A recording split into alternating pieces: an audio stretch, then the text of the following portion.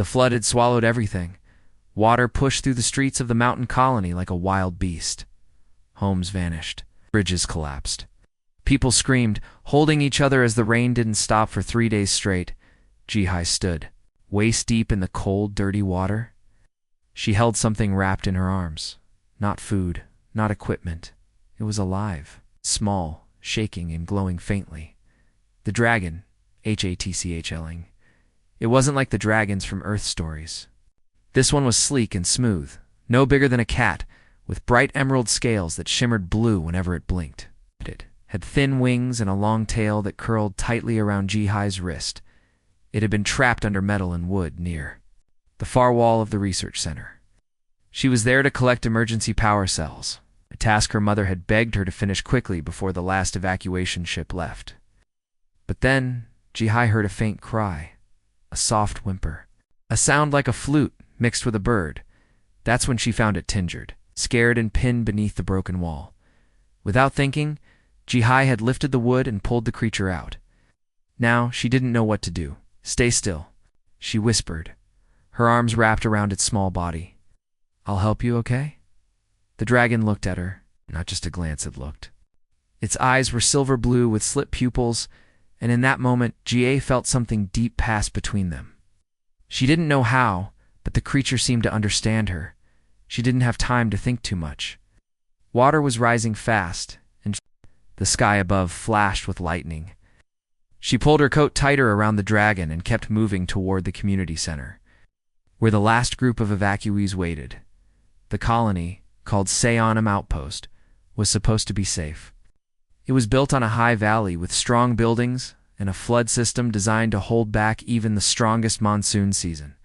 But no one expected this storm. Planetary Council later called it a freak planetary vortex. Locals called. At the end, Ji-hye trudged through the flooded street. Cars floated like broken boats. One building had already collapsed. She tried not to look at it. Her focus stayed on the glowing creature in her arms. The dragon made a low humming sound. Its scales lit up with soft moving patterns, lines, and shapes she didn't understand. They pulsed in time with her heartbeat. It calmed her. She arrived. At the community center, just as the last few lights flickered, the heavy doors were still open, and her mother stood at the entrance, shouting orders and guiding people inside. "Ji-hye." Her mother cried out when she saw her. She ran forward, grabbing her daughter's shoulder. "Where were you?" I thought. "You." Then she stopped. Her eyes dropped to the bundle in Ji-hye's arms. "What is that?" Ji-hye hesitated. It was trapped. I couldn't leave it. Her mother, Hannah, was not just her mom. She was the colony's emergency coordinator, a serious woman who always followed rules. And one rule was very clear: no contact with unregistered xenospecies, especially dragons. They were considered extinct. But now, one was alive in Ji-hye's arms. "Ji-hye," Hannah said quietly, "you have to let it go. We don't know what it is." "It's not hurting anyone," Ji-hye said. "It's scared. It's real, Mom." Behind them, others had gathered. Some pointed, some whispered. One old man came forward, his eyes wide. "A star dragon," he said, voice shaking. "It's true. The stories were true." "Please," Ji-hye said again. "It's just a baby." Before her mother could answer, the building shook. A low sound rolled across the sky. Not thunder, something else. Deep, steady. Everyone looked up. The clouds above split. Dozens of black shapes moved through the storm. Silent ships, smooth, without engines or lights. They hovered in a perfect circle above the colony. People screamed. Some ran back inside. Others froze, staring at the sky. Ji-hye felt the dragon shiver in her arms. Its scales pulsed faster. It chirped once, then twice. Louder now, as if calling out, "Get everyone inside!" Hannah shouted, "Seal the doors." "No," Ji-hye whispered. "They're here for it." "What?" Hannah asked. The dragon squirmed suddenly and jumped from her arms. It landed in the water and ran, fast and graceful, to the center of the flooded courtyard. Then it stopped, raised its head. Its body glowed bright blue. A beam of white light came down from the largest ship. It hit the dragon, but not to hurt it. It didn't burn, didn't explode, simply scanned. Ji-hye ran after it, but stopped at the edge of the light. The dragon turned and looked at her again. That same deep, intelligent look. Then it chirped again, once more. And the light turned to gold. The ships began to rise, slow at first, then fast vanishing into the sky. Silence fell. Even the rain stopped. Ji-hye stepped forward and picked the dragon back up. It sighed, pressing its head against her neck like a tired child. "What just happened?" Hannah asked, stunned. Ji-hye didn't know. Not really. But she had a strange feeling that everything had just changed. That small creature, the one she saved from drowning, it was going to change the future, and she was now part of something far bigger than she could imagine. 15 years later, Ji-hye stood in silence above Earth. The sky outside the giant space window was dark and peaceful, filled with stars. Earth looked small from here around, blue and quiet. But Ji-hye's heart was not quiet. Her hands rested behind her back. She wore a silver-gray uniform, the one worn by high diplomats of the Concord Alliance. People called her Administrator Ji-hye now.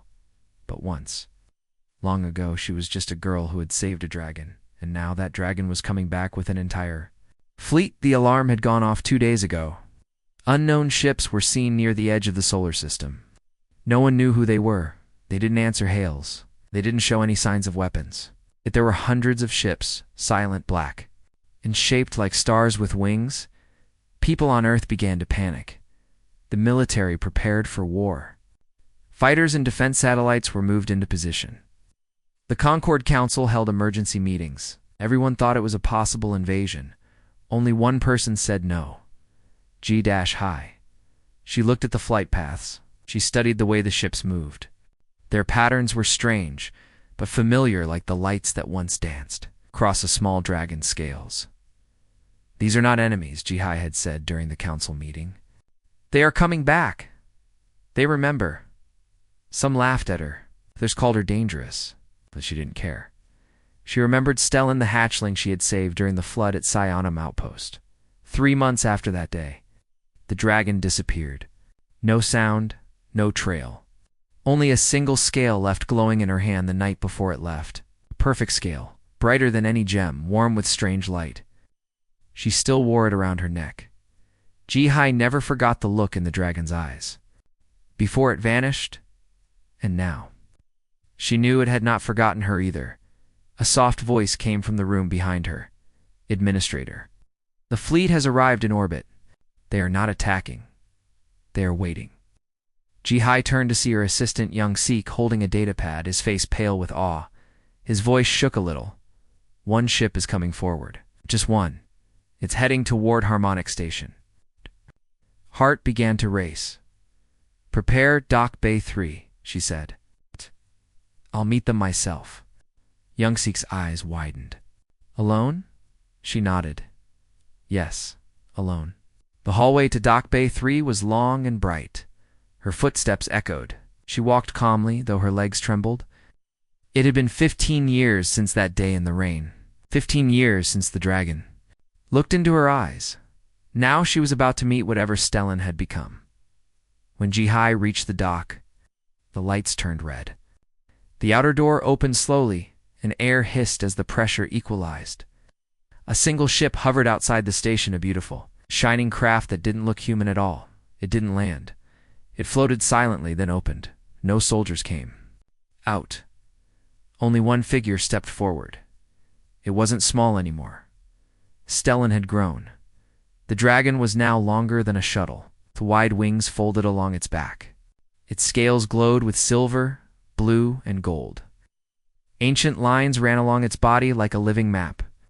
Its eyes, still that same silver blue, watched her with deep understanding.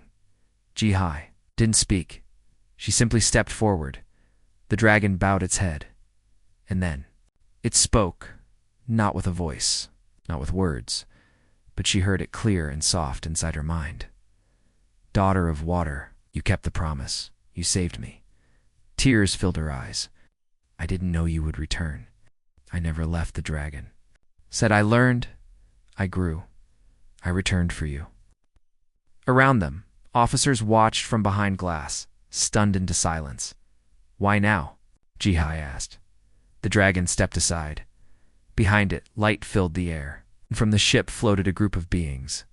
Others like Stellan, bigger, older, all of them with glowing patterns that shimmered like galaxies.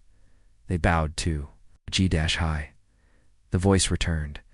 This time, it was many voices blending into one clear thought. You saved the last of our kind. You acted without fear, without reward. That choice awakened the Covenant. She blinked. The Covenant? It's the law of our kind, Stellan. Said, long ago we chose to leave this galaxy, to sleep, till a human acted in true compassion. That would be the signal to return. To serve? To serve. Ji-hye whispered, you showed mercy when none watched. You held life when you could have run. That is our test. And you passed it. The largest dragon, wings glittering with stars, moved forward and lowered its head. You will be named Empress of the Covenant Worlds, the first human to hold the Seat of Light. Ji-hye felt dizzy. I didn't ask for this. I'm not ready for something like that. Stellan looked into her eyes. You were ready when you lifted me from the flood. Silence again. Then slowly, Ji-hye stepped forward and touched the side of the dragon's face. I'm just Ji-hye, she said softly. A girl who didn't want someone to die alone. And now, Stellan said, you are Ji-hye of the stars. Your choice changed us.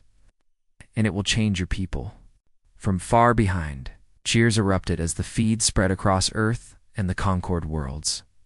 The dragons were not enemies. They had returned to follow the one who showed them what it meant to be human. Ji-hye closed her eyes, one hand on her pendant. The other on Stellan's scales. Everything had changed.